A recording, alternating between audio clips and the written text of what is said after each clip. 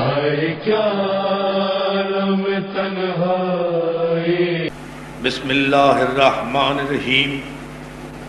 الحمد للہ الذی ہدانا لہذا وما كنا لنهتدي لولا ان هدانا الله. لقد جاءت رسل ربنا بالحق والصلاة والسلام حیت والکرام علی سید اسلم ما فی الوجود سر اللہ فی کل موجود نقطۃ داخرۃ الوجود صاحب لواء الحمد والمقام المحمود الخاتم لما سبق والفاتح لمن غلق المعلن الحق بالحق ابی القاسم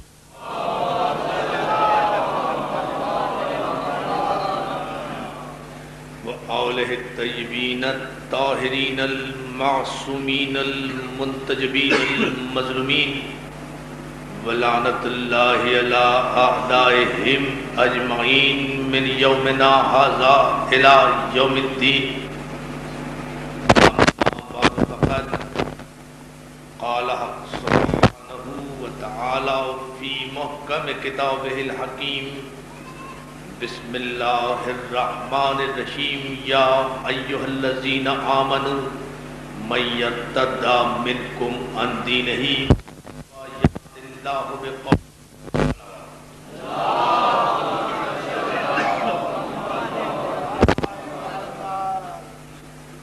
عزیزان محترم، عزاداران سید الشہداء، ماتمداران خاندان ابو طالب، ادا خان ابو طالب نے 1410 ہجری کے عشرہ محرم کی پہلی مجلس آپ کے ذوق آئے بھائی نام سن بھائی اور محمد والے محمد صلوات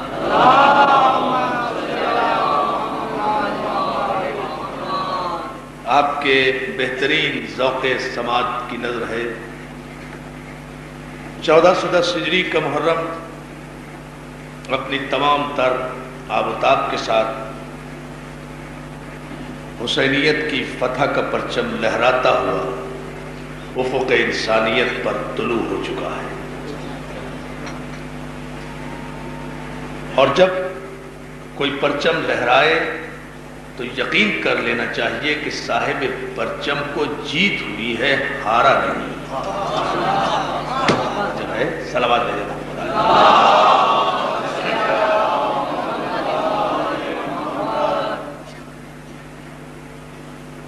یہ محرم اس اعتبار سے رخان ابو طالب میں زیادہ اہمیت کا حامل ہے. ایک تو طویل دور آمریت کے بعد جمہوریت کے دور کا پہلا محرم ہے. کیوں بھائی محمد حسین ایسے ہی ہے؟ اور دوسرے آپ حضرات کے لیے پیغام فخر اس محرم میں یہ بھی ہے کہ گزشتہ برس تک آپ جب اس رضا خانے ابو طالب میں آتے رہے تو یہ یقینی کیفیت نہیں تھی کہ یہ ہمارا ہے بھی یا نہیں. ان سال ماشاءاللہ ملک کی اعلیٰ ترین عدالتوں سے یہ فیصلہ ہو چکا ہے کہ یہ ادا خانہ ابو طالب ہے اور رہے گا.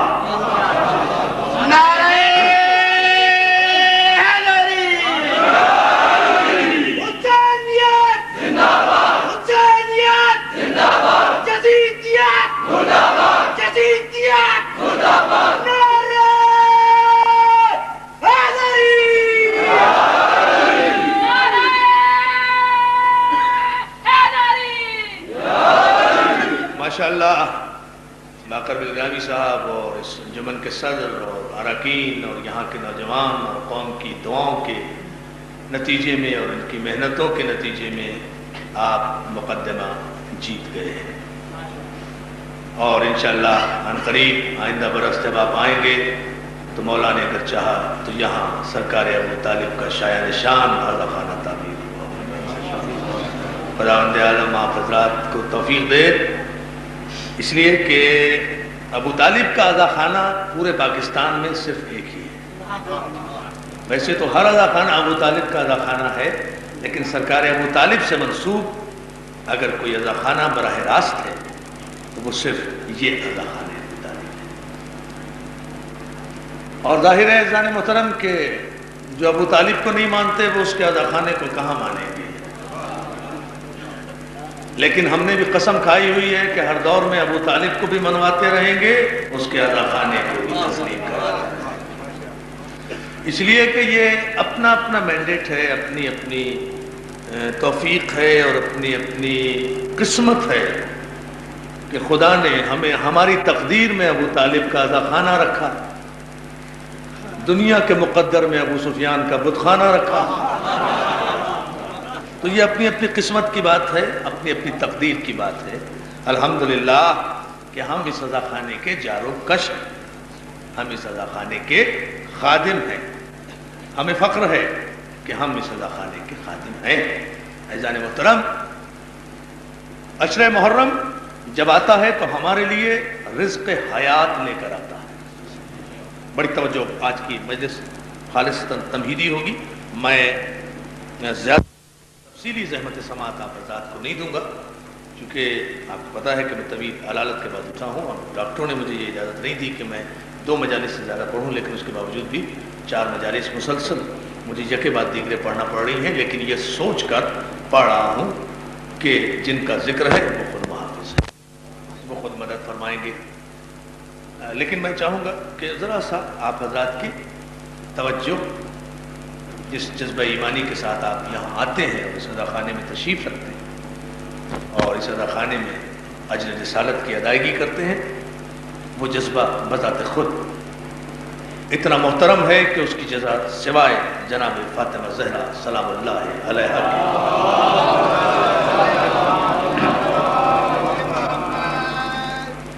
یہ محرم کی جو 10 دن ہوتے ہیں یہ ہمارے لیے رزق حیات فراہم کرتے ہیں۔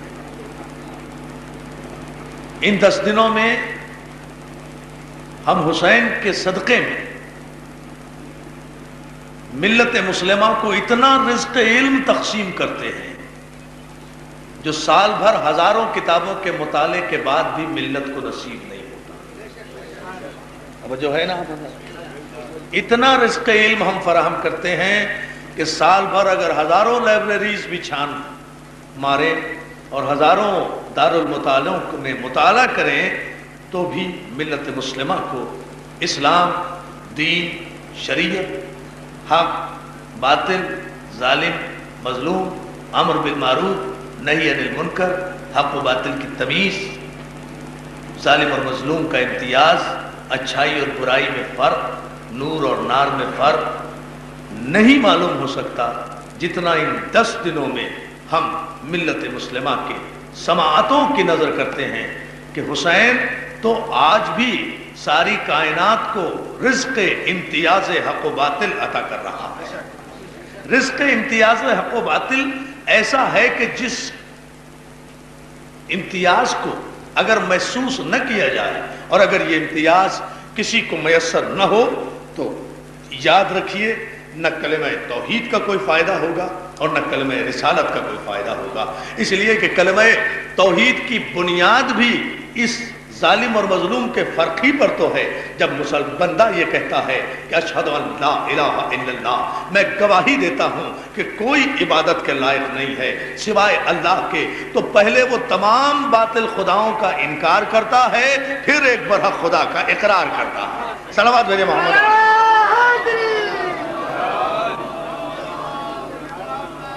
تمام باطل خداؤں کا پہلے انکار کرتا ہے کہ کوئی عبادت کے لائق نہیں ہے، کوئی پرستش کے لائق نہیں ہے، کوئی پوجا کے لائق نہیں ہے، کوئی سر جھکانے کے لائق نہیں ہے، کسی کی اطاعت نہیں ہے، کسی کی عبادت نہیں ہے، عبادت ہے تو صرف اللہ کی ہے۔ تو یعنی اسلام کے مزاج میں پہلے انکار ہے پھر اقرار ہے، اور الحمدللہ یہ شرف صرف ملت جعفریہ کو حاصل ہے کہ ہم پہلے انکار کرتے ہیں پھر اقرار کرتے ہیں۔ توجہ ہے نا جان محترم؟ بہت توجہ چاہوں گا آپ کی۔ اس عشرہ محرم میں ہمارا جو موضوع گفتگو ہے وہ ہماری تاریخ ہے۔ ہم اس عنوان کے تحت تاریخ کے مختلف مرحلوں سے گزریں گے، تاریخ کے مختلف گوشوں سے گزریں گے انشاءاللہ اگر مولا کی مدد شامل حال رہی، اور اس میں یہ بتائیں گے کہ ہر ایک کو اپنی تاریخ پر فخر کرنے کا حق حاصل ہے۔ اگر تاریخ شاندار ہے تو فخر کرو، تاریخ اگر شاندار نہیں ہے تو شرمندہ ہو جاؤ۔ لیکن ہم علل اعلان اپنی تاریخ کو عنوان قرار اس لیے دے رہے ہیں کہ الحمدللہ ہماری تاریخ جس نور سے بھری ہوئی ہے، بہت توجہ جان محترم، ہماری تاریخ جس نور سے لبریز ہے، اس تاریخ نے تاریخ کے کسی موڑ پر بھی دنیا کے کسی انسان کے سامنے ہمیں شرمندہ نہیں کیا۔ توجہ ہے نا جان محترم؟ اصل میں ساری غلط فہمیاں تاریخ بینی کے غلط طریقہ کار کی وجہ سے ظہور پذیر ہوتی ہیں۔ لوگوں نے دو تاریخیں دیکھی ہیں، ایک وہ تاریخ جو بادشاہوں کے دربار میں لکھی گئی، بڑی توجہ اس تمہید پر، ایک وہ تاریخ جو بادشاہوں کے دربار میں لکھی گئی، ایک وہ تاریخ کہ جو بادشاہوں نے اپنے چشم و ابرو کے اشارے پر لکھوائی، ایک وہ تاریخ جس کا مورخ پہلے بادشاہ کے دربار میں بکا، پھر اس نے قلم اٹھایا، پھر اس نے اوراق لکھنے شروع کر دیے، اور علامہ ابن ابی الحدید معتزلی، پوری توجہ، یہ شارح نہج البلاغہ ہیں اور مسلمانوں کے بہت بڑے محدث اور مورخ اور مفسر ہیں، انہوں نے اپنی کتاب میں ایک واضح جملہ یہ لکھا ہے کہ تاریخ کی ابتدا اسلام میں اس زمانے سے ہوئی جس زمانے میں کہ اسلام میں اب ملوکیت اور بادشاہت کا آغاز ہوا، یعنی جب سے اسلام میں بادشاہت نے قدم جمائے تبھی سے تاریخ لکھی گئی۔ تو ظاہر ہے کہ بادشاہوں نے جتنی بھی تاریخیں لکھوائی ہوں گی اپنی مرضی کے مطابق لکھوائی ہوں گی، اپنی خواہش کے مطابق لکھوائی ہوں گی، وہ تاریخ حقائق کا مجموعہ تو نہیں ہوگی۔ ظاہر ہے کہ یہ تاریخ بادشاہوں نے اپنے فضائل میں لکھوائی ہوگی، اپنے مناقب میں لکھوائی ہوگی، اپنے مرتبے بڑھائے ہوں گے، اپنے شان کو میں اضافہ کیا ہوگا، اپنے آبا و اجداد کی شان میں اضافہ کیا ہوگا۔ اور اسلام کے پہلے انڈیپینڈنٹ بادشاہ نے جب پہلی تاریخ لکھوائی، اس تاریخ کا نام علامہ ابن ابی الحدید معتزلی لکھتے ہیں، اس تاریخ کا نام اخبار الماضیین رکھا گیا، گزرے ہوئے لوگوں کی خبریں۔ یہ تاریخ لکھی گئی، شام کا بادشاہ حکم دیتا رہا اور مورخ تاریخ مرتب کرتے چلے گئے، اور اس حکم کے ساتھ ساتھ تاریخ لکھی جاتی رہی کہ جتنے فضائل محمد و آل محمد کے ہیں وہ سب تاریخ سے نکال دیے جائیں، اور جتنے فضائل بادشاہ کے خاندان کے ہیں وہ سب تاریخ کا حصہ بنا دیے جائیں۔ نہ صرف تاریخ، بڑی توجہ دوستو، نہ صرف تاریخ لکھی گئی، اس انداز میں تاریخ بنائی گئی، تاریخ نویسی نہیں ہوئی بلکہ تاریخ سازی ہوئی۔ تاریخ لکھنا اور ہوتا ہے، تاریخ گھڑنا اور ہوتا ہے، تاریخ سازی اور ہوتی ہے۔ تاریخ اگر لکھی جاتی تو انصاف کے تقاضوں کے ساتھ لکھی جاتی، تاریخ اگر لکھی جاتی تو انصاف کے تمام تر تقاضے پورے کیے جاتے، لیکن تاریخ لکھی نہیں گئی، تاریخ بنائی گئی، تاریخ سازی ہوئی۔ تاریخ بادشاہ کے چشم و ابرو، پوری توجہ، چشم و ابرو کے اشارے پر لکھی گئی۔ ایک طرف تاریخیں اور روایتیں لکھی گئیں، راوی خریدے گئے، روایتیں خریدی گئیں، حدیثیں خریدی گئیں، محدث خریدے گئے، مفتی خریدے گئے، مولوی خریدے گئے، خطیب خریدے گئے، ممبر خریدے گئے، اور پھر 70,000 ممبروں سے 70 برس تک ہر جمعے کے خطبوں میں علی پر سب و شتم ہوتا رہا، علی کی کردار کشی ہوتی رہی، علی کی فضیلت گھٹانے پر خطبے دیے جاتے رہے، تاریخیں لکھی جاتی رہی، مولوی بولتے رہے، مفتی فتوے دیتے رہے، ممبر پر چہکتے رہے، اس لیے کہ حکومت کی سربراہی حاصل تھی۔ عزیزان محترم، لیکن اسی لیے تو ہم اپنی تاریخ پر فخر کر کے اسے عنوان قرار دیتے ہیں کہ 70 برس تک 70,000 ممبروں سے علی کی کردار کشی کی جاتی رہی، علی کا کوئی نام لینے والا نہ رہے، کوئی علی کی فضیلت جاننے والا نہ رہے، کوئی علی کا مقام پہچاننے والا نہ رہے، لیکن اسی مسلمان کی تاریخ کی اندھی اور بہری گونگے اوراق نے خود یہ طے کیا آج 1410 ہجری کے محرم میں کہ بادشاہ مر گئے، بنی امیہ کے تخت الٹ گئے، تاج لوٹ گئے، بنی عباس اپنی اپنی قبر کے جہنم میں پہنچ گئے، تاریخ مٹ گئی، مورخ مٹ گئے، راوی مٹ گئے، روایتیں ختم ہو گئی، حدیثیں ختم ہو گئی، محدث مٹ گئے، قلم مٹ گئے، کرتاس مٹ گئے، تاریخیں ختم ہو گئی، تخت الٹ گئے، بیت المال ختم ہو گیا، پاور آف اسٹیٹ ختم ہو گئی، پاور آف ویلتھ ختم ہو گئی، پاور آف کمیونیکیشن ختم ہو گئی، راوی ختم ہو گئے، افسر ختم ہو گئے، دربار ختم ہو گئے، مشیر ختم ہو گئے، وزیر ختم ہو گئے، بادشاہوں کی تلواریں ٹوٹ گئی، علی دشمنی کرنے والے سب کے سب اپنی قبروں کے جہنم میں پہنچ گئے، مگر میرا علی اور اس کی اولاد کل بھی علی تھا، آج بھی علی ہے اور قیامت تک علی رہے گا۔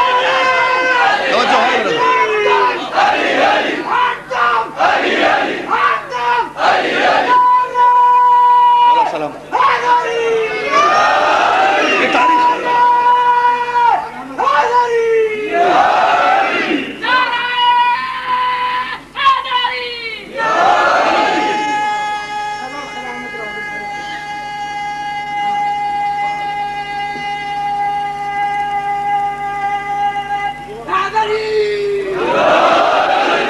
سلامت رکھے یا علی مدد کہنے والوں، توجہ ہے نا؟ یہ ہے وہ منزل فکر کہ جسے محسوس کرنا چاہیے کہ تاریخیں ختم ہو جاتی ہیں، علی باقی ہے، مورخ ختم ہو گئے، علی باقی ہے، تو پھر تسلیم کرنا پڑے گا نا کہ علی کہتے کسے ہیں؟ علی صرف ابو طالب کے بیٹے کا نام نہیں ہے، علی صرف کعبے میں پیدا ہونے والے کا نام نہیں ہے، علی نام ہے اس اقتدار الہی کا جو تاریخ کا محتاج ہے، نہ مورخ کا محتاج ہے، نہ راوی کا محتاج ہے، نہ روایت کا محتاج ہے، بلکہ تاریخ کو بھی اگر کبھی مضمون کی بھیک مانگنا ہے تو اسے علی کے دروازے پر سر جھکانا پڑے گا، عنوان نہیں ملتے،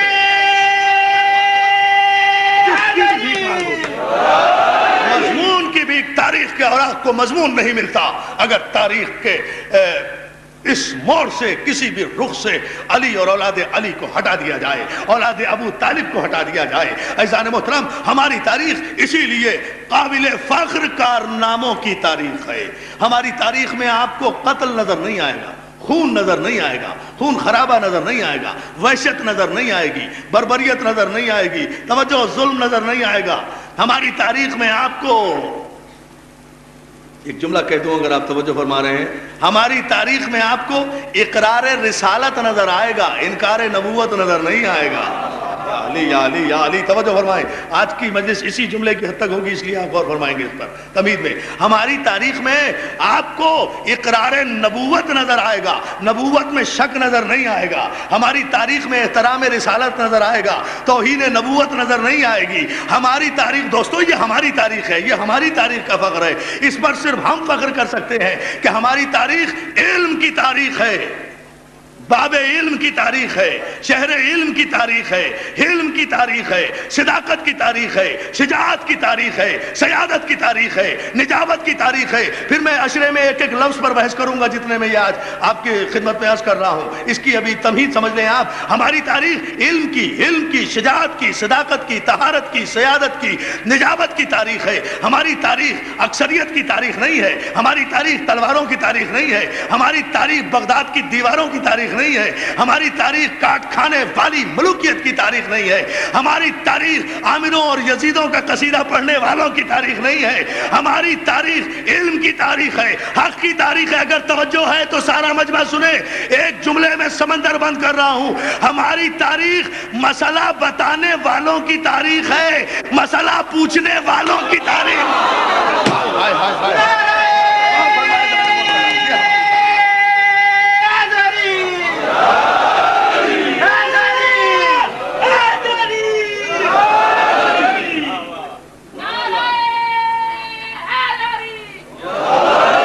ہماری تاریخ مسئلہ پوچھنے والوں کی تاریخ نہیں ہے، مسئلہ بتانے والوں کی تاریخ ہے۔ ہماری تاریخ ہلاک ہونے والوں کی تاریخ نہیں ہے، ہلاکت سے بچانے والوں کی تاریخ ہے۔ ہماری تاریخ مشکلوں میں پڑنے والوں کی تاریخ نہیں ہے، مشکل کشائی کرنے والوں کی تاریخ ہے۔ ہماری تاریخ مظلوم کے ہاتھ باندھنے والوں کی تاریخ نہیں ہے، قاتل کے ہاتھ کھولنے والوں کی تاریخ۔ توجہ نہیں فرمائی آپ نے اس جملے پر عزیزان محترم۔ یہ وہ تاریخ ہے کہ جس پہ ہم فخر کرتے ہیں، اس لیے کہ یہ تاریخ درباروں میں پروان نہیں چڑھی، یہ تاریخ معصوم گھرانے سے امین سینوں کی طرف منتقل ہوئی۔ صلوات بھیجے نا محمد علیہ۔ معصوم گھرانے سے یہ تاریخ عزیزان محترم معصوم گھرانے سے امین سینوں کی طرف منتقل ہوتی ہوئی آئی ہے۔ اس تاریخ، ہماری تاریخ نے، ہم جن رہبروں کے ماننے والے ہیں، ہم جن معصومین کے ماننے والے ہیں، انہوں نے ہمیں تاریخ کے کسی موڑ پر شرمندہ نہیں کیا۔ جہاں بھی گئے فخر کے ساتھ گئے۔ کوئی گوشہ تاریخ اسلام کا ایسا نہیں ہے جہاں محمد و اہل بیت محمد نے روشنی نہ ڈالی ہو۔ عزیزان محترم، اور پھر یہ بڑی عجیب بات ہے، لوگوں کی تاریخ دولت کی بیساکھی پر کھڑی ہوئی، ہماری تاریخ امامت کے سہارے یا علی کہہ کر کھڑی۔ لوگوں کی تاریخ حکومت کی بیساکھیوں پر کھڑی ہوئی، ہماری تاریخ علی کے سہارے کھڑی ہوئی۔ لوگوں کی تاریخ خزانوں کی بیساکھیوں پر کھڑی ہوئی، ہماری تاریخ بوریے پر بیٹھ کر مرتب ہوئی۔ بہت توجہ، ہماری تاریخ بوریے پر بیٹھ کر مرتب ہوئی۔ اور تاریخ تو ہم نے عنوان رکھ لیا، ہماری تاریخ وہی ہے جو قرآن کی تعریف ہے۔ میں نے بہت بڑا جملہ کہا ہے اور میں یہاں سے مضمون کی طرف آ رہا ہوں۔ تاریخ تو ہم نے نام رکھا ہے، میں ورنہ یہ نام رکھا نہیں جا سکتا نا کہ ہمارا قرآن، ورنہ میں کہتا کہ ہمارا قرآن، لیکن میں نے کہا کہ ہماری تاریخ قرآن سے ہٹ کر نہیں ہے، ہماری تاریخ قرآن سے متصادم نہیں ہوتی۔ قرآن نے جو کچھ کہا وہ ہماری تاریخ بن گیا۔ توجہ ہے، قرآن جو کچھ کہتا رہا وہ ہماری تاریخ بنتا رہا۔ ہم اس تاریخ کو سینے سے لگاتے رہے جو قرآن کی تائید کرتی رہی، اس تاریخ کو مسترد کرتے رہے جو قرآن کو مسترد کرتی رہی۔ یہ ہمارا معیار رہا ہے، یہ ہمارا ماضی رہا ہے۔ اور ہم ان 1400 برسوں میں انشاءاللہ آئندہ مجالس میں یہ تفصیلات عرض کروں گا کہ کہاں کہاں سے ہماری تاریخ گزری، کس کس مرحلے سے یہ تاریخ گزر کر الحمدللہ آج یہ عزا خانے سجے ہوئے ہیں۔ آج ہزاروں کی تعداد میں مومنین موجود ہیں، لاکھوں کی تعداد میں عزا خانے آج ساری دنیا میں پائے جاتے ہیں، کروڑوں کی تعداد میں محمد و اہل بیت محمد کے ماننے والے اور پرستار موجود ہیں۔ آج کی اس ایک جملے پر میں اپنی پوری گفتگو مرکوز رکھوں گا جب تک بھی مجھ میں طاقت رہی بولنے کی، کہ ہماری تاریخ احترام رسالت کی تاریخ ہے، اس لیے کہ قرآن نے احترام رسالت کا حکم دیا ہے۔ من یطع الرسول فقد اطاع اللہ، جس نے رسول کی اطاعت کی اس نے اللہ کی اطاعت کی۔ قرآن نے حکم دیا، قل ان کنتم تحبون اللہ فاتبعونی یحببکم اللہ ویغفر لکم ذنوبکم واللہ غفور الرحیم۔ سورہ مبارک آل عمران میں ارشاد ہوا، حبیب ان کلمہ پڑھنے والوں سے کہو کہ اگر تم اللہ کی محبت کے دعوے میں سچے ہو تو پھر میرا اتباع کرو، میرا اتباع کرو۔ ہم نے پیغمبر کا اتباع کیا۔ ایک جملہ ہے ذرا سا علمی ہے، آپ اس میں گھبرائیے گا نہیں، اطاعت اور اتباع کا فرق ذرا سا واضح کر دوں تاکہ بات سمجھ میں آ جائے۔ دوستو، اطاعت کے معنی اور ہیں، اتباع کے معنی اور ہیں۔ اطاعت کا معنی ہے اوبے کرنا، فرما برداری کرنا۔ میں نے کچھ کہا، میرے کسی چھوٹے بھائی نے اس حکم کی تعمیل کی، یہ ہے اطاعت۔ لیکن اتباع کے معنی ہے فالو کرنا، پیروی کرنا۔ اور پیروی قول کی نہیں ہوتی، فعل کی ہوتی ہے۔ بڑی توجہ، ایک عجیب سا جملہ ہے اور ایک عجیب سی بات کہوں گا۔ بھائی پیروی قول کی ہوتی ہے، ہم کہیں پانی پلاؤ، آپ پانی پلا دیں، جو قول کی پیروی ہوئی، میرے فعل کی پیروی کا نام اتباع ہوگا۔ تو اس سورہ مبارک آل عمران کی اس آیت میں خداوند عالم نے اتباع پیغمبر کا حکم بھی دیا اور دوسری آیت میں اطاعت پیغمبر کا بھی حکم دیا، یعنی جو پیغمبر کہے اسے بھی مانو، جو پیغمبر کرے وہ بھی کرو۔ بات ابھی سمجھ میں نہیں آئی، پھر سمجھیں اسے۔ دو رخ دکھاؤں گا اتباع کے۔ جو پیغمبر ارشاد فرمائیں اسے تسلیم کرو، یہ ہے قول، یہ ہے اطاعت۔ جو پیغمبر کہیں اسے تسلیم کرتے جاؤ بلا چون و چرا۔ اتباع کیا ہے؟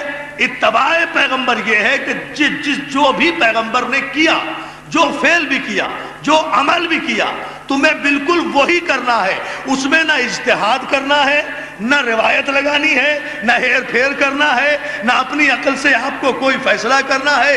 جو پیغمبر نے کیا، جس طرح پیغمبر نے کیا، اسی لیے پیغمبر نے اس دنیا سے جانے سے پہلے قول بھی پیش کیا، فعل بھی پیش کیا، ورنہ ہمیشہ یہ رہا ہے کہ کبھی پیغمبر نے قول کہا تو فعل نہیں دیا، فعل کہا تو قول نہیں کہا۔ لیکن حج آخر سے واپسی پر میدان غدیر خم میں جب پیغمبر پہنچے ہیں تو 1,34,000 کے مجمع کو روک کر، صحابہ کرام کو روک کر، یا ایھا الرسول بلغ ما انزل الیک من ربک فإن لم تفعل فما بلغت رسالتہ، حبیب پہنچا دو، اگر تم نے نہ پہنچایا تو ہم یہ سمجھیں گے کہ تم نے کوئی پوری توجہ کار رسالت انجام نہیں دیا۔ تو دوستو یہ واحد مقام ہے کہ جہاں ایک ہی وقت میں پیغمبر نے اطاعت کا بھی حکم دیا، اتباع کا بھی حکم دیا۔ پیغمبر نے قافلے کو روکا، قافلے میں سے واقعہ آپ کا سنا ہوا ہے وہ نہیں پڑھنا، ایک جملہ اتباع کا سمجھا رہا ہوں۔ قافلے میں سے ابو طالب کے بیٹے علی کو اٹھایا، علی کو اپنے ہاتھوں پر بلند کیا، بلند کر کے اپنی زبان سے کیا کہا؟ زبان سے کہا من کنت مولا ہو فہذا علی مولا، جس کا میں مولا اس کا یہ علی مولا۔ تو پیغمبر کا قول کیا ہوا؟ پیغمبر کا قول کیا ہوا؟ جس کا یہ مولا، جس کا یہ مولا، اس کا علی مولا، جس کا نبی مولا، اس کا علی مولا۔ یہ ہے اطاعت پیغمبر۔ ہم مسلمانوں پر واجب کیا کہ جو کچھ پیغمبر نے کہا اس کی اطاعت کریں، اس کی اطاعت کریں۔ یعنی پیغمبر نے کہا کہ مولا جس کا میں مولا اس کا یہ علی مولا، تو اب اطاعت رسول یہ ہے۔ شاہ جی بھائی بالکل صاحب محمد حسین بھائی یہ دیکھیں بڑی عجیب فکر ہے۔ پیغمبر نے کہا کہ جس کا میں مولا اس کا یہ علی مولا، تو پیغمبر نے قول فرمایا نا، اطاعت قول کی ہوتی ہے۔ تو جب پیغمبر نے ابو طالب کے بیٹے کو مولا کہہ دیا تو اب قیامت تک ہر مسلمان کا فرض ہے کہ وہ علی کو مولا مانے۔ یہ اطاعت پیغمبر ہوگی، لیکن اتباع پیغمبر کا بھی تو حکم ہے۔ پیغمبر کا اتباع کیا ہے کہ جو پیغمبر نے کیا وہ تم بھی کرو۔ تو دوستو پیغمبر کے قول کی اطاعت تو یہ ہے کہ ہر دم مولا مولا کہتے رہو، اور پیغمبر کا اتباع یہ ہے کہ پیغمبر نے میدان غدیر خم میں صرف کہا نہیں بلکہ علی کو اٹھایا ہاتھوں پہ بلند کر کے۔ اب اتباع پیغمبر قیامت تک یہ ہے کہ جسے پیغمبر جھکا دے اسے تم جھکا دو، جسے پیغمبر اٹھا دے، جسے بلند کر دے، اتباع پیغمبر۔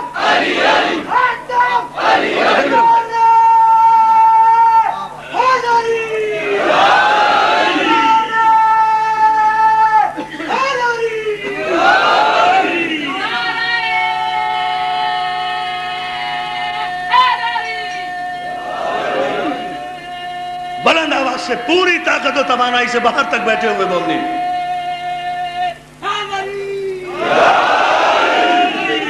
وہ جو ہے نا بھئی قول کیا ہوا؟ قول یہ ہے کہ من کنت مولا، فعل یہ پیغمبر کے پست کو بلند کرنا ظلم۔ کاش میں اس جملے کی تہ تک آپ کو پہنچا سکتا۔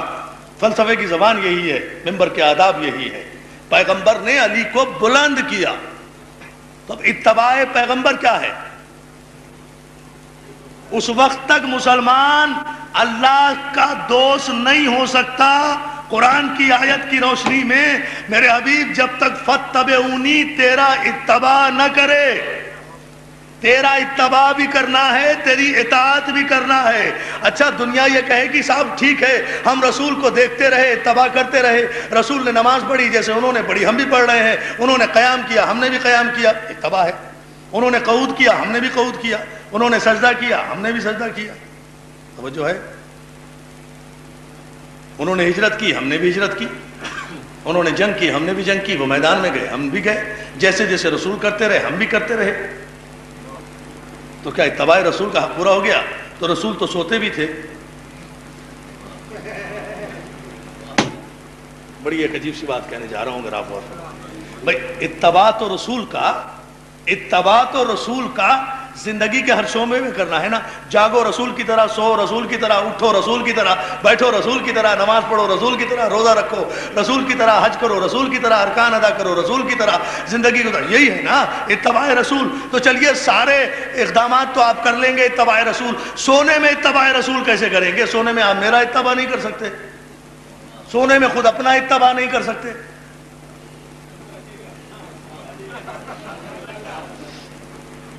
بات آ رہی ہے سمجھ؟ دیکھیں میرے غور کریں بھائی, آپ سوئیں گے کیسے؟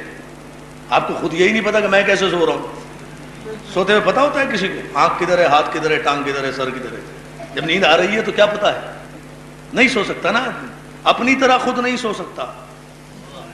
میں قربان ہو جاؤں, میں ایک ایسی منزل پر آپ کو لے کے جانا چاہ رہا ہوں جہاں اتباع آپ کو سمجھاؤں گا نہیں, انشاءاللہ مولانا طاقت دی تو دکھاؤں گا کہ اتباع کیا ہوتا ہے. حکم قرآن تو یہ ہے نا کہ کاملاً حکم ماننا ہے, رسول کا اتباع کرنا ہے زندگی کے ہر شعبے میں. تو رسول جاگتے کیسے ہیں, چلیے اتباع کر لیں گے. رسول مسکراتے کیسے ہیں, چلیے ان کا اتباع کر لیں گے. رسول نماز کیسے پڑھتے ہیں, چلیے ان کا اتباع کر لیں گے. اس لیے کہ سب دیکھ رہے ہیں, چلنا بھی اپنے بس میں, بیٹھنا بھی اپنے بس میں, اٹھنا بھی اپنے بس میں, بولنا بھی اپنے بس میں, لیکن سونا تو اپنے بس میں نہیں ہے. رسول سوتے کیسے ہیں یہ کیسے پتا چلے گا؟ یہ تو کائنات میں کوئی انسان نہیں ہے کہ کوئی میرے سونے کی نقل نہیں اتار سکتا, میں کسی کے سونے کی نقل نہیں اتار سکتا. مگر قربان جاؤں میں تدبر رسالت کے اور بصیرت پیغمبر کے کہ جس نے ہجرت کی شب اس آیت کا مفہوم بتایا کہ کوئی اتباع رسول کا حق ادا نہیں کر سکتا سوائے ابو طالب کے بیٹے علی کے.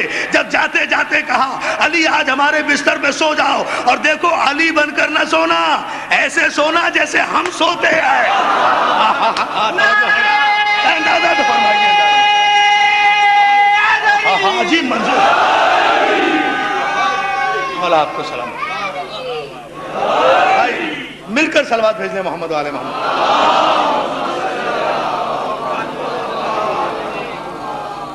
ایسے سونا حکم کیا ہے؟ تمام تاریخیں متفق ہیں, اور یہ اہم ترین جملہ ہے اور اس پر آپ حضرات توجہ فرمائیں گے کہ تمام تاریخیں متفق ہیں کہ پیغمبر اسلام نے کہا, یہ ہے ہماری قابل فخر تاریخ, علی ہم جا رہے ہیں تم سو جاؤ, سو جاؤ, لیٹ جاؤ نہیں.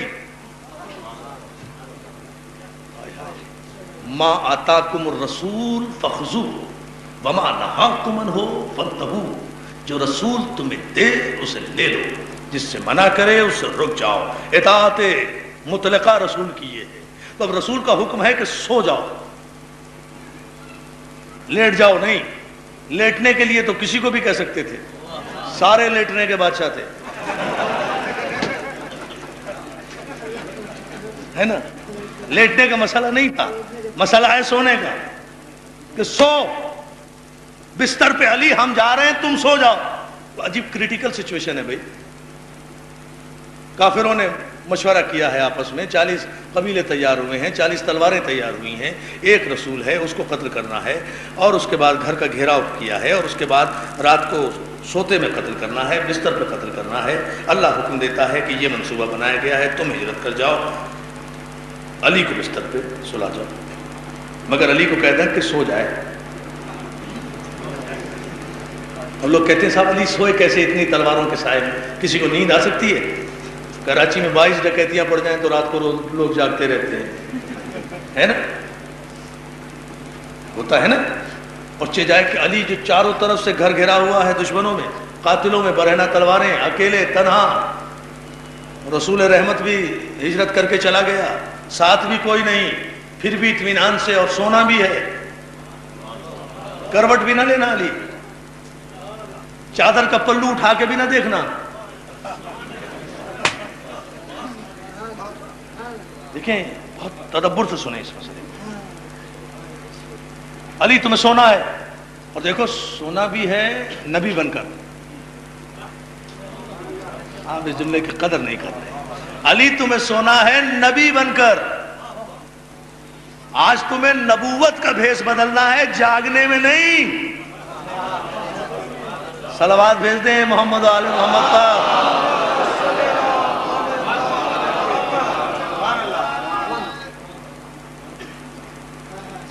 بلند ترین ایک صلوات ہے.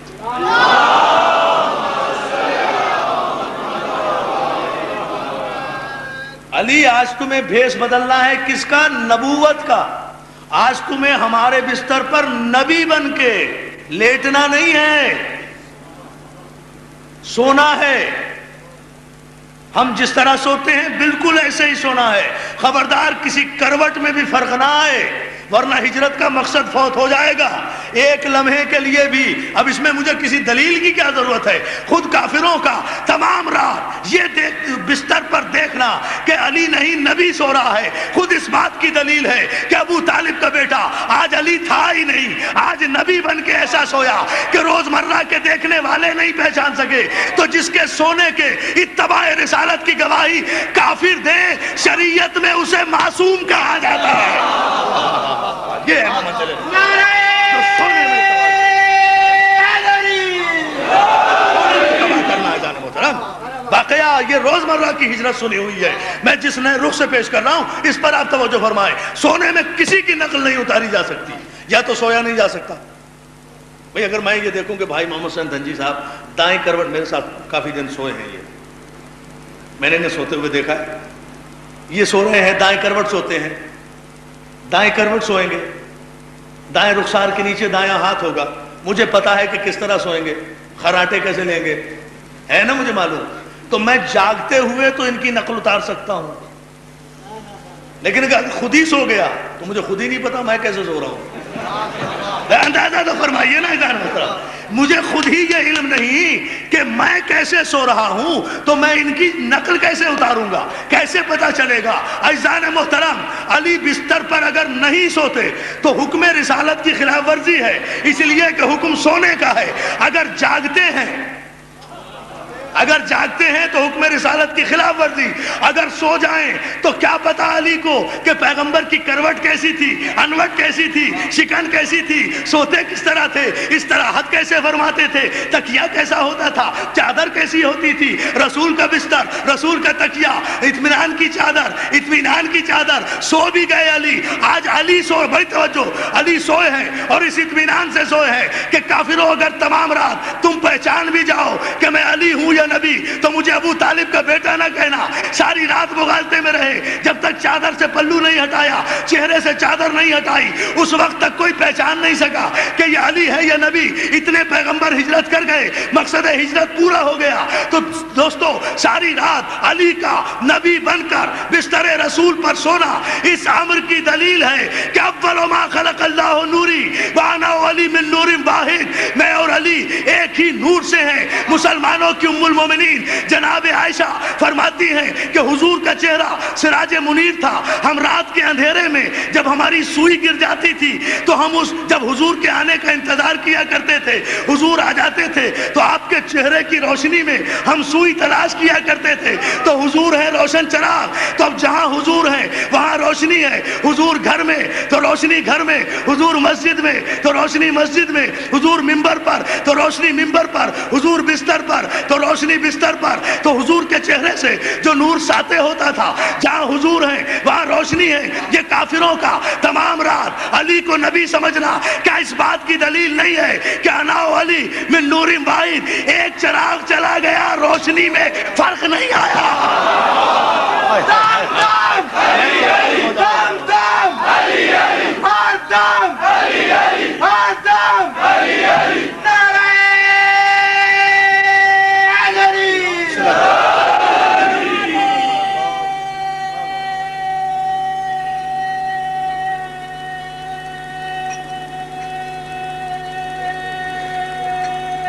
جیو سلامت رہو.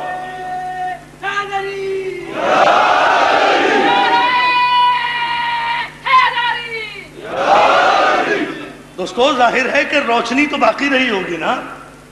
بستر کی روشنی میں نور میں کوئی فرق نہیں آیا ہوگا. اور روشنی میں بھی فرق ہوا کرتا ہے. یہ راڈ ہے، اس کی روشنی اور ہے. یہ بلب ہے، اس کی روشنی اور ہے. وہ ٹیوب لائٹ ہے، اس کی روشنی اور ہے. ہر ایک کے وولٹیج میں بھی فرق ہوتا ہے. اگر آپ روڈ دیکھ کر گئے ہیں اور وہاں کل یہاں ٹیوب لائٹ جلی ہوئی ہو، آپ دور سے کہہ دیں گے کہ روڈ چلا گیا ہے. توجہ تو کریں، روڈ چلا گیا ہے، ٹیوب لائٹ باقی ہے. آج ٹیوب لائٹ موجود ہے. تو اگر علی اور نبی کے نور میں جو نور چہرے رسالت سے بقول ام المومنین کے ساتھ ہوتا تھا، اگر اس نور میں کوئی فرق ہوتا اتنا بھی جتنا بلب اور ٹیوب لائٹ میں ہوتا ہے تو قاتل پہچان جاتے، پیغمبر کا تعاقب کرتے، مقصد ہجرت فوت ہو جاتا. لیکن میں قربان جاؤں ابو طالب کا بیٹا آج لباس نبوت پہن کر سو رہا ہے. ساری رات کافر علی کو نبی سمجھتے رہے. کون علی کا مقابلہ کرے گا؟ کن مردوں کو علی کے مقابلے میں لاتے ہو؟ ارے کئی مردے بھی کھڑے ہوا کرتے ہیں. دیوانوں، علی کا مقابلہ کیا کرو گے؟ شب ہجرت جو علی کو تھوڑا سا غلط سمجھے وہ نبی سمجھے، جو بالکل غلط سمجھے وہ خدا سمجھے. جو اندازہ تو کریں. آپ عجیب منزل نہیں ہو.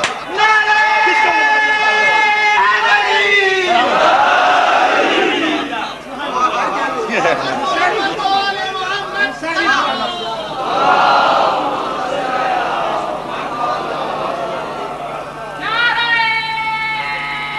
اور جو ہے بھائی مولا آپ کے ساتھ جو کچھ غلط سمجھے وہ نبی سمجھے، جو بالکل غلط سمجھے وہ خدا سمجھے، اور جو ہماری طرح علی کو صحیح سمجھے پھر ان کی منزلت کو کوئی اندازہ ہے؟ صلوات بھیجتے ہیں آپ محمد علیہ. ہم صحیح سمجھے. ہم نے نہ علی کو خدا مانا نہ نبی مانا، ہم نے علی کو علی مانا. بھئی علی میں کوئی علی میں کی فضیلت میں کوئی کمی ہو تو کوئی اضافہ کرے نا. توجہ ہے نا عزیزان محترم؟ علی کی اپنی مرضی ہے، سوئے تو نبی، جاگے تو خدا، جنگ کرے تو شاہ لافتہ، انگوٹھی زکوٰۃ میں دے دے حالت نماز میں تو شاہ نما،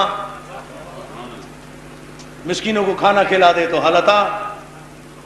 جس کا اٹھنا بیٹھنا جاگنا سونا قرآن کی آیتوں کو اذن نزول دیتا ہو، جس کا اٹھنا بیٹھنا جاگنا سونا قرآن کی، کل بتاؤں گا انشاءاللہ، جس کا اٹھنا بیٹھنا جاگنا سونا قرآن کی آیتوں کو اذن نزول دیتا ہو، اسے ہماری تاریخ میں علی کہتے ہیں.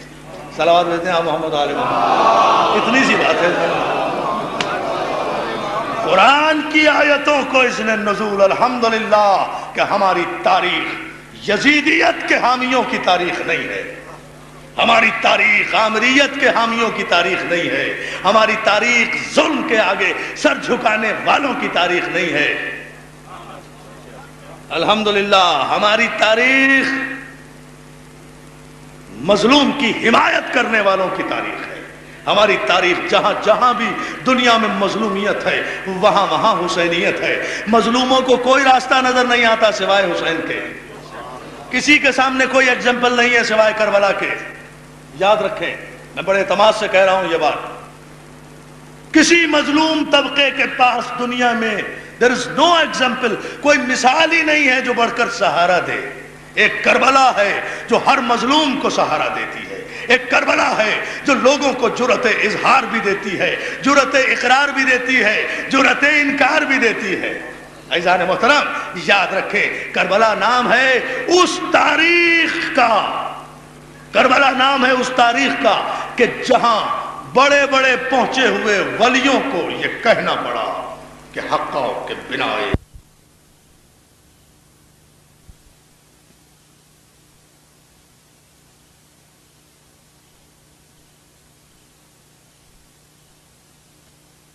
عقل کی تاریخ ہے. اور اس تاریخ کا آغاز آج یکم محرم کو ہو رہا ہے. یہ عقل کی تاریخ ہے، حماقتوں کی تاریخ نہیں ہے کہ یوم شہادت بھی منا رہے ہیں اور خوشی کا پیغام بھی دے رہے ہیں. اگر کسی کی شہادت ہے، کسی کی وفات ہے تو غم مناؤ. یہ ہے پیمانہ عقل کی تاریخ، عقل کے تقاضے. عزیزان محترم الحمدللہ کہ ہم محرم کا استقبال آنسوؤں کے ساتھ کرتے ہیں. کوئی واقعہ نہیں ہے سال ہجری کا حسین کے واقعے سے بڑا. اس ہجرت کے تصور کو، ہجرت کے کیلنڈر کو جسے لیے پھرتے ہو، خدا کی قسم اگر حسین نہ ہوتا تو جب نبوت ہی نہ رہتی تو اس کی ہجرت کہاں سے رہ جاتی؟ ہجرت کہاں؟ صلوات بھیجے محمد علیہ محمد. ہجرت کہاں سے رہ جاتی؟ ہجری سال کہاں سے رہ جاتا؟ ہجری کیلنڈر کہاں سے رہ جاتا؟ اس ہجرت کو زندگی دی ہے فاطمہ کے لال نے. اس کیلنڈر میں خون بھرا ہے حسین نے اپنے جگر گوشوں کا. احسان شناسی کا تقاضا ہے کہ جب ہجری کا سال نمودار ہو تو حسین کے دربار میں حاضری دیا کرو. حسین تمہارا محتاج نہیں ہے، تم حسین کے محتاج ہو. اگر ثابت کرنا چاہتے ہو کہ تمہارا یزید کے شجرے نسب سے کوئی تعلق نہیں ہے تو حسینی بنو. حسین کے دربار میں آؤ، حسین کے آستانے میں آؤ۔ حسین 10 دن حسین کے غم میں رو گے تو سال بھر غم حسین کے علاوہ کوئی غم نہیں ملے گا۔ دوستو خوش نصیب ہیں وہ جو اس سال ہجری کا آغاز، نوٹ کریں میرے لکھنے والے اس جملے کو، خوش نصیب ہیں وہ لوگ جو اس سال ہجری کا آغاز غم سے کرتے ہیں۔ یہ آنسو فاطمہ زہرا کی امانت ہے، یہ آنسو خاتون جنت کی امانت ہے، یہ ہماری آنکھیں ہماری نہیں ہیں، امانت ہیں فاطمہ زہرا کی، اور ان آنکھوں میں جو اشک ہے یہ ہمارے نہیں ہیں، یہ امانت ہے رسول کی اس بطول بیٹی کی، جس نے باپ کی قبر پر آ کر کہا بابا آپ کے بعد مجھ پر اتنے مصائب پڑے کہ اگر دنوں پر پڑ جاتے تو سیاہ راتوں میں تبدیل، صبت علی مصائب لو انہا، بابا اتنے مصائب پڑے کہ اگر دنوں پر پڑ جاتے تو سیاہ راتوں میں تبدیل ہو جاتے۔ دوستوں میں آج ایک جملہ پوچھوں، آغاز مجلس پہلی محرم ہے نا، ایک جملہ پوچھنا چاہتا ہوں۔ دیکھیے صبر اور شکر کی منزلیں ہوتی ہیں، شاہ جی میرا صبر کچھ اور ہے، آپ کا صبر کچھ اور ہے، آپ کا صبر کچھ اور ہے، ایک متقی کا صبر کچھ اور ہے، ایک فقیہ کا صبر کچھ اور ہے، ایک عالم کا صبر کچھ اور ہے نا؟ ایک نمازی اور پرہیزگار، ایک عابد شب زندہ دار کا صبر اور ہے، ایک ولی کا صبر اور ہے نا؟ صبر کے درجے ہیں نا، جتنا ایک ولی صبر کر سکتا ہے میں نہیں کر سکتا، لیکن ان سب کے صبر سے زیادہ صبر ہے فاطمہ زہرا کا صبر، ان سے زیادہ تو صابرہ کوئی نہیں ہوگا، کائنات میں کوئی نہیں گزرا ہوگا۔ اس جیسی صابرہ بی بی اگر اپنے باپ کی قبر پر آ کر شکوہ کر دے اپنے مصائب کا، تو پھر مصائب کی انتہا سمجھو کہ کیا گزر گئی ہوگی جو بی بی نے شکوہ کیا، اور یہ سوچ سوچ کے روتے رہو۔ کسی معمولی آدمی نے شکوہ نہیں کیا، صبر کی پروردگار بی بی ہے یہ، کیا جملہ میں نے میرے زبان سے نکلا، یہ صبر کی پروردگار ہے۔ کوئی معمولی مصیبت پر اس نے شکوہ نہیں کیا ہوگا، کوئی بہت ہی بڑی قیامت گزر گئی ہوگی جو تاریخ نے ہم تک نہیں پہنچائی۔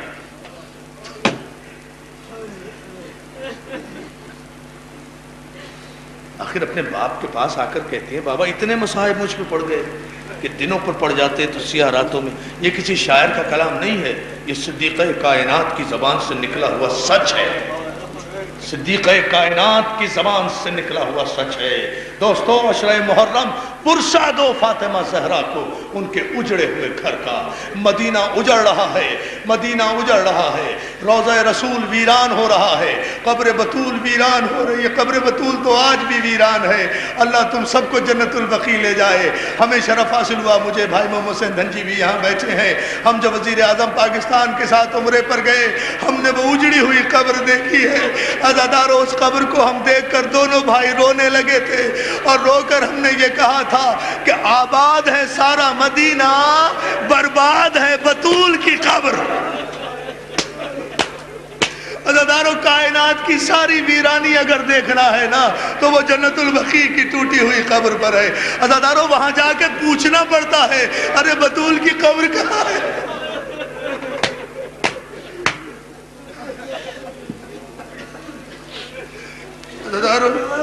جس مقام پر ہم مدینے میں گئے ہیں ہمیں قدم قدم پر بطول کا گھر آنا یاد ہے۔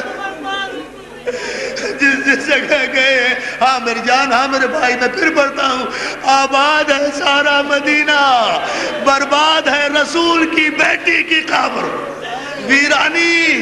ویرانی ایسی کہ کوئی پوچھنے والا نہیں۔ ارے گناہگار کلمہ پڑھنے والوں کے سونے کے محلوں میں ہم ٹھہرے ہیں جا کر، مگر عزادارو بطول کی قبر پر اتنا ویرانہ معلوم ہوتا ہے بطول آج بھی غریب ہے۔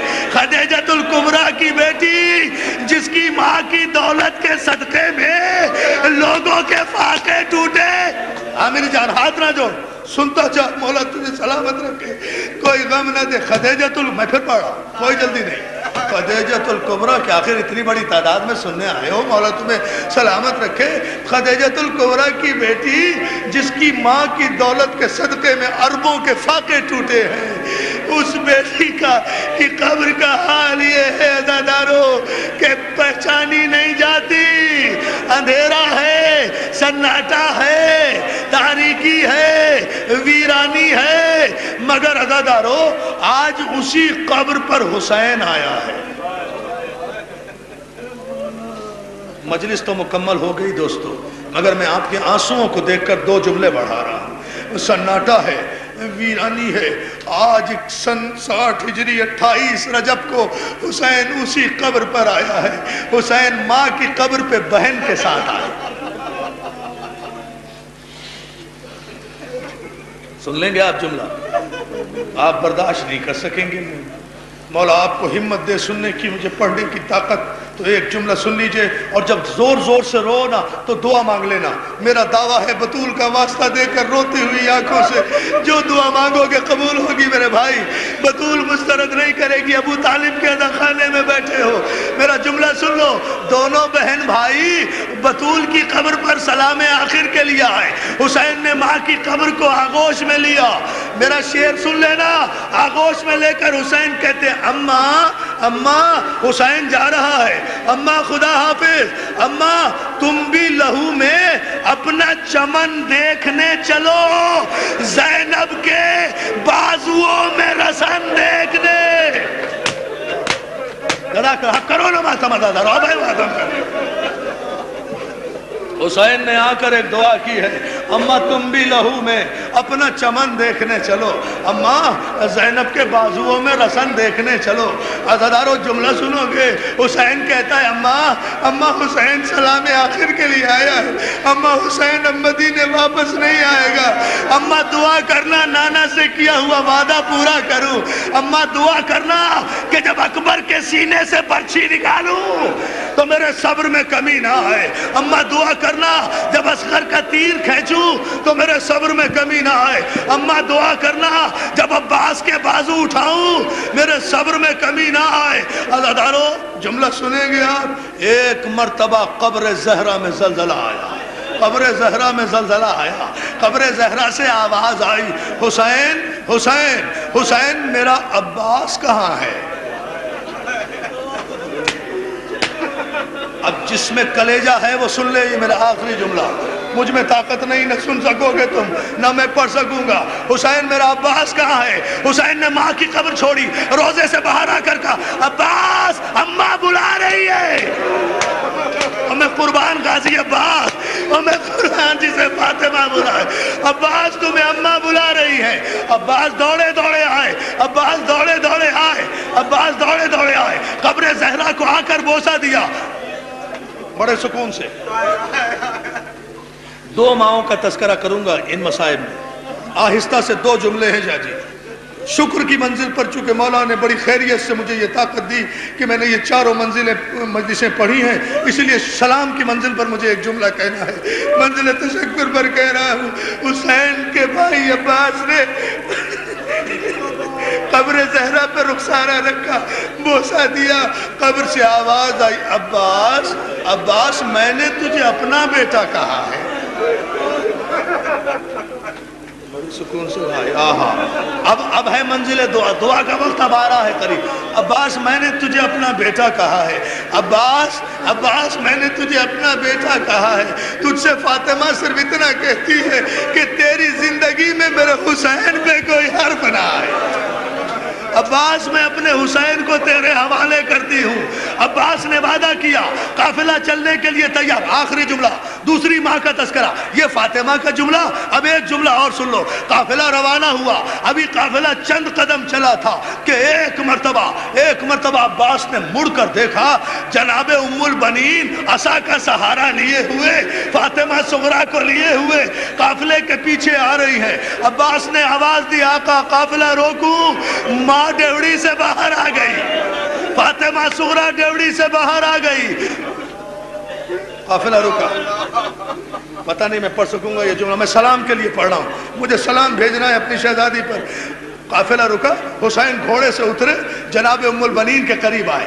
जनाब उम्मुल बनीन अपनी ज़ईफ़ी के आलम में हाथों को जोड़कर कहती हैं, बेटा तू मेरा बेटा नहीं है, मेरा इमाम है, और मैं कुर्बान गाजी तेरी माँ के। उम्मुल बनीन तुझ पे हमारा सलाम। अब्बास की अब्बास जज़ाकल्लाह, क्या पुरसा दे रहे हो, क्या तारीखी मजलिस हो रही है। अब्बास की माँ तुझ पे हमारा सलाम। हुसैन तू मेरा इमाम है। नहीं अम्मा आप मेरी माँ है। हुसैन कहते इमाम हो तो ऐसा, माँ हो तो ऐसी। अम्मा हुसैन कहता है अम्मा आप मेरी माँ है। हुसैन एक अर्ज लेकर आ रही, तू तो जा रहा है, मुझे थोड़ी देर के लिए अब्बास दे दे। अगर समझ गए तो आंसू ना रोको, मुझे पढ़ने की जरूरत नहीं है। मैंने नहीं पढ़ा आज से पहले मसाइब में ये जुमला, पहली मुहर्रम को पहली मरतबा पढ़ रहा हूँ सलाम के लिए। दोस्तों अभी मौला ने मिंबर पे अता किया है तो पढ़ रहा हूँ। दोस्तों हुसैन कहते हैं अम्मा क्या मतलब, कहा थोड़ी देर के लिए मुझे अब्बास दे दे, मैं इससे एक बात करके अभी वापस भेज देती हूँ। हुसैन ने इजाज़त दी, अब्बास माँ के साथ जाओ। अब्बास ने इमाम से इजाज़त ली, माँ के साथ आए। आगे आगे माँ, पीछे पीछे अब्बास। चलती चलती रोज़े रसूल के करीब आई, रोज़े रसूल के अंदर दाखिल हुई, कब्र नबी पर बैठ गई। कहा अब्बास बैठ जा। अब्बास भी बैठ गया, उम्मुल बनीन भी बैठ गई। उम्मुल बनीन कहती है अब्बास जी अम्मा, अब्बास जी अम्मा। अब्बास ये क्या है, सुन लोगे, कर लोगे बर्दाश्त। मैं भी चाहे मर जाऊं ये जुमला कहते कहते, लेकिन जरूर ये जुमला कहूंगा तुम्हारे आंसुओं की नज़र। दुआ मांग लेना जो दुआ तुम्हें करना है, वादा करता हूं पूरा करेंगे मौला। अब्बास ये क्या है? अब्बास कहते हैं ये रसूल अल्लाह की कब्र है। कहा अपना दाना हाथ कब्र रसूल पे रख। अब्बास ने दाना हाथ कब्र रसूल पे रखा। उम्मुल बनीन ने अब्बास का बायां हाथ उठाया, अपने सर पर रखा। बेटा ये क्या है? माँ ये मेरी माँ का सर है, ये मेरी माँ का सर है। अब्बास ये कब्र रसूल है, ये मेरा सर है। इन दोनों की कसम खाकर मुझसे वादा कर